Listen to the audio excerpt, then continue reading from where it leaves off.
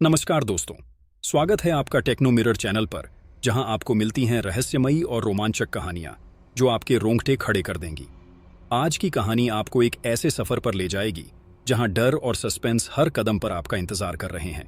लेकिन कहानी में आगे बढ़ने से पहले अगर आपने अब तक हमारे चैनल टेक्नो मिरर को सब्सक्राइब नहीं किया है तो ज़रूर कर लें और साथ ही इस वीडियो को लाइक करना ना भूलें, ताकि हम आपको और भी दिलचस्प कहानियां सुनाते रहें। तो चलिए अब आपको ले चलते हैं एक खौफनाक सफर पर। सुदूर स्थित एक प्राचीन गांव शिवपुर में लोग रात में एक अनजाना भय महसूस करते थे। इस गांव के पास एक गहरा और रहस्यमयी जंगल था जिसे लोग कालवन के नाम से जानते थे। गांव में यह विश्वास था कि इस जंगल में जाने वाला कभी वापस नहीं आता। ग्रामीणों का कहना था कि इस वन में एक दैत्य नारी रहती है जो लोगों को अपनी जादुई शक्तियों से सम्मोहित कर उन्हें मार डालती है। वहीं दूसरी ओर इस जंगल के बारे में यह भी कहा जाता था कि वहां दिव्य मणि छुपी हुई है। यह मणि अद्वितीय शक्तियों का स्रोत है, जो भी इसे हासिल करेगा वह अमर हो जाएगा। किंतु मणि की खोज करने वाले को दैत्य नारी का सामना करना पड़ता था, जिसके पास इस मणि की रक्षा का शाप था। कहानी का मुख्य पात्र राजन एक साहसी युवक था जो अपने छोटे भाई विक्रम की रहस्यमयी गुमशुदगी के बाद से विचलित था। 5 साल पहले विक्रम और उसके साथ कुछ और युवक कालवन में गए थे और फिर कभी लौटकर नहीं आए। लोगों का मानना था कि दैत्य नारी ने उन्हें अपना शिकार बना लिया है। राजन अपने भाई की मृत्यु को स्वीकार नहीं कर सकता था। एक दिन उसने ठान लिया कि वह इस रहस्य को सुलझाएगा और अपने भाई को खोज कर रहेगा। लोगों ने उसे बहुत समझाया कि कालवन में जाना मौत को न्योता देना है, लेकिन राजन ने उनकी बातों को अनसुना कर दिया। उसके मन में एक ही विचार था, दिव्य मणि प्राप्त करनी है और अगर उसके भाई की आत्मा वहां कहीं कैद है तो उसे मुक्त करना है। राजन अपने साथ कुछ जरूरी सामान लेकर कालवन की ओर चल पड़ा। गांव के बुजुर्गों ने उसे कई बार रोका, परंतु राजन की आंखों में अटूट संकल्प था। गांव के बाहर पहुंचकर उसने पीछे मुड़कर देखा, मानो यह आखिरी बार था जब वह इस भूमि को देख रहा था। जंगल में कदम रखते ही वातावरण में अजीब सी घुटन महसूस हुई। घने पेड़ों के बीच अंधकार ने उसे चारों ओर से घेर लिया। हवा की सरसराहट में मानो किसी के फुसफुसाने की आवाजें सुनाई दे रही थीं।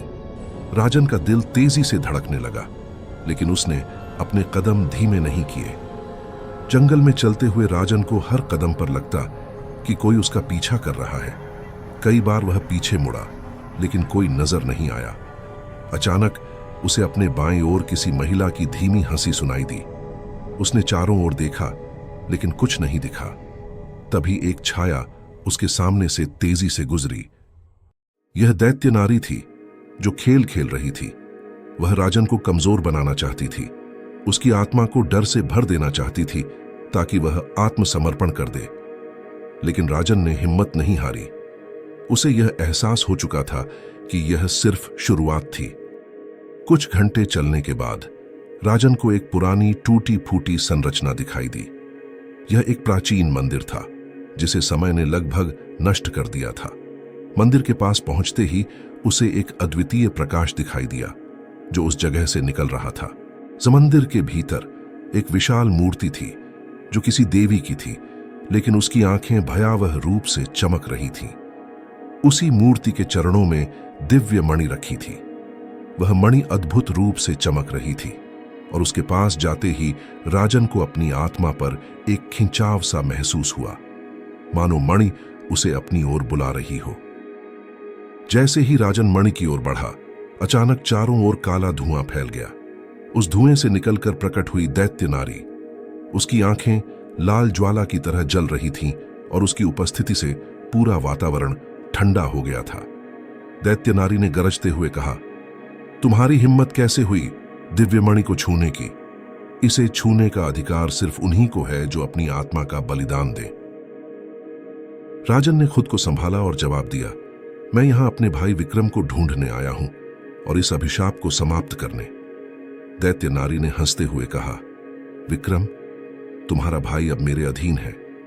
अगर तुम उसे वापस पाना चाहते हो तो तुम्हें अपनी आत्मा की कीमत चुकानी होगी। राजन को अब समझ आ चुका था कि दैत्य नारी सिर्फ मणि की रखवाली नहीं कर रही थी, बल्कि वह उन आत्माओं को भी कैद करके रखती थी जिन्होंने मणि को पाने की कोशिश की थी। राजन ने अपनी मां से सीखे उस विशेष मंत्र का ध्यान किया जो इस अभिशाप को तोड़ने का एकमात्र उपाय था। उसने अपनी आंखें बंद कर मणि के सामने बैठकर मंत्र का उच्चारण करना शुरू किया। दैत्य नारी क्रोधित होकर उसकी ओर बढ़ी, लेकिन मंत्र की शक्ति से वह दूर जा गिरी। मंत्र पूरा होते ही दिव्य मणि की चमक तेज हो गई और मणि से एक तेज रोशनी निकली जिसने दैत्य नारी को घेर लिया। अचानक राजन के सामने एक आकृति प्रकट हुई। ये कोई और नहीं बल्कि उसका भाई विक्रम था, जिसकी आत्मा मणि के भीतर कैद थी। विक्रम ने कहा, यह मणि सिर्फ शक्ति का स्रोत नहीं है, बल्कि इसमें उन सभी की आत्माएं कैद हैं जिन्होंने इसे पाने की कोशिश की। इसे नष्ट करो, तभी मैं और बाकी लोग मुक्त हो सकते हैं। राजन ने मणि को उठाया और अपनी पूरी शक्ति से उसे तोड़ने का प्रयास किया। दैत्य नारी ने अंतिम बार हमला किया, लेकिन राजन ने अपनी पूरी ताकत लगाकर मणि को फोड़ दिया। मणि टूटते ही एक जोरदार विस्फोट हुआ और दैत्य नारी की चीखें गूंज उठीं। उसकी शक्ति नष्ट हो गई और वह कालवन के साथ ही हमेशा के लिए समाप्त हो गई।